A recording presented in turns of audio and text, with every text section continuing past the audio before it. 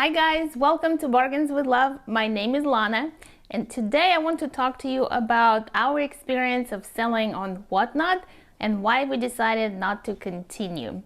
If you're considering selling on Whatnot, watch this video. I'm going to make it very brief and to the point.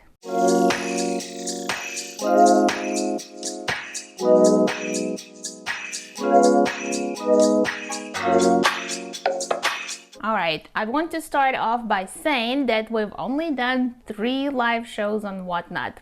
I know that's not a lot, but we decided not to continue after those 3 shows because sometimes you just have to know when to stop. And after those 3 shows, that was enough experience for me to say no more. We are not going to be selling on Whatnot anymore. But this is just our experience. Whatnot could be a great selling platform for other sellers. It depends on what you're selling. What we were selling was men's used clothing, plus sizes. And if you're trying to sell clothing on Whatnot, it's very challenging. There's a lot of competition. However, certain categories do really well, and I'm talking about clothing. There are a lot of different categories on Whatnot. In the clothing category, vintage and streetwear does really well, but just regular pre-owned men's clothing is not a hot thing on Whatnot.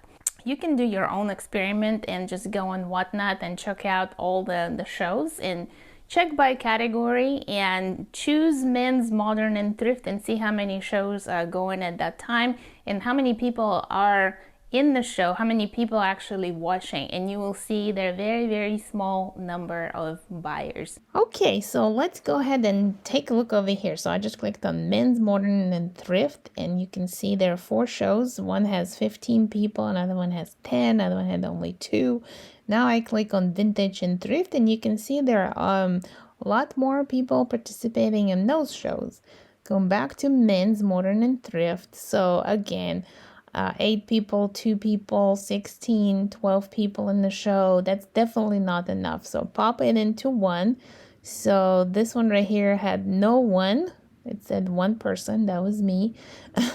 This one right here looks like they have 18, so they're actually doing much better than most. Then we'll go, let's see, another one. Let's pop in. These people only had 8 people in there. So definitely not enough to be making good sales at all. So for us, it was not worth our effort at all. Because first of all, it takes a lot of time to prepare for a Whatnot show. I did not realize how much time and effort it would take. First, we had to select what items we wanted to put on our first live show. And then of course, second and third, you select your items. Then you have to put them in order and put them in your shop or store on Whatnot for the show. You have to add each item one by one, assign numbers to it, and then so that you don't get confused and make sure you don't mess up your orders when it's ready to ship, you need to have some kind of a system. So we had numbers on each hanger. In the first show, we did just homemade paper numbers on each hanger. So you have to add the numbers, add the description, and if you want your customers to have a good shopping experience, you should also add measurements. So we did that on our first show, and you should also add pictures. Whatnot really encourages their sellers to add pictures. However, I see a lot of sellers do not put pictures because it is a lot of work. So for our first show, we did have pictures. We did have measurements for each item in the picture, but we did not get a lot of people to participate in our first show. And when you don't have a lot of people coming into your show, you can't really sell anything. So, since it's an auction style, it's really hard to sell something when you don't have anybody participating in the auction. So you're having to sell items for really low price. If they sell, items sell for a very low price, because if you set your price a little bit higher, then no one is going to bid on it. So first reason it's just a lot of time and effort just to prepare for your live show. Then number 2 is during the live show, it is very physically tiring. Our first show was an hour and we had about 32 items. It took us an hour to get through it. The second show, we decided to put basically double the amount. We had a little over 70 items in the second show, and it took us 2 hours. So it's 2 hours being live in front of a camera, basically standing, showing the items. So after that second show, my back was hurting. It was physically very tiring. That show was the most successful out of our 3 shows, but still, we only made maybe, I think, $85 in those 2 hours as far as just net profit, and that doesn't count the cost of goods and all of our time that we spent preparing for the show. Then the third show was the worst. We had almost no one participate.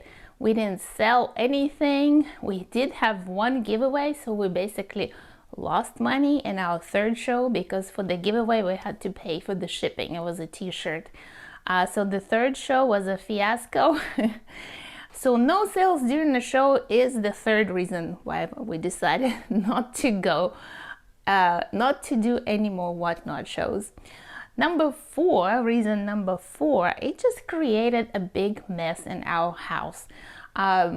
We do eBay business, and our reselling business, it's mostly my son Matthew that runs it. He basically does everything and I help him, so it's me and Matthew. And we do have an office with the warehouse. It's a very, very small office space right now, and so we can't do our Whatnot shows out of that space, so we had to do it from the house. So it created a big mess in our house.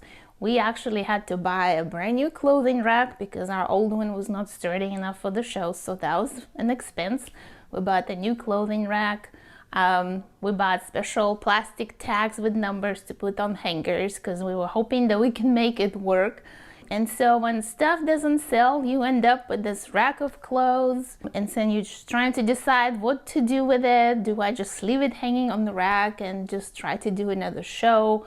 Or, do I just package all back up, fold it up, and take it to the warehouse and list it on eBay? Was a lot going on. So it's messy. So those were basically the reason why we decided just men's clothing does not sell very well on Whatnot. You don't get a lot of buyers for it. It creates a mess. It's physically tiring. It takes a lot of time and effort. And you need to have a pretty good following, but it's going to take a long time to gain that following. So for some sellers that already had a big following on Instagram, on YouTube, or other platforms, they had a huge audience already. So for them, that's probably the best selling platform because you already have a following. People want to come to their shows, people want to buy from them, and they can sell items for a lot more money than just the rest of us that don't have a big following or don't have any following. But another reason why I don't really want to sell on Whatnot anymore, because I don't think it's a really good experience for the buyers.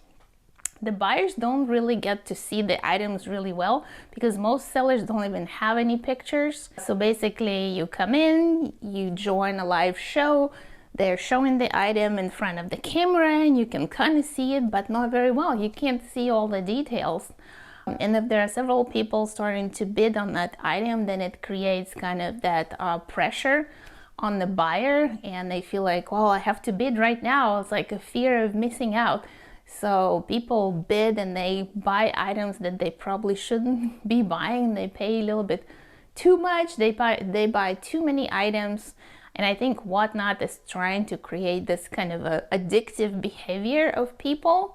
Because I have a Whatnot app on my phone. Throughout the day I get these notifications. Oh, join this live show, don't miss out. Don't miss out on, $1 start. So it becomes addictive, and people, I'm sure a lot of people are addicted to those Whatnot shows, and they go in every day and spend money that they don't have. And then they get items that they didn't want because they didn't even have a chance to see them really well, or see the measurements or all the little details of the items. So I don't know, I'm not sure. We may try selling something else on Whatnot in the future, but I doubt it. Of course, you never say never. However, for right now, I'm thinking that we're not going to be selling on Whatnot. It's just not worth the effort. So if you have tried selling on Whatnot, or if you purchase things on Whatnot, please comment and let everybody know what your experience was. I encourage everybody to comment, read the comments, see what other people are saying, so that we can all share our experiences and learn from each other.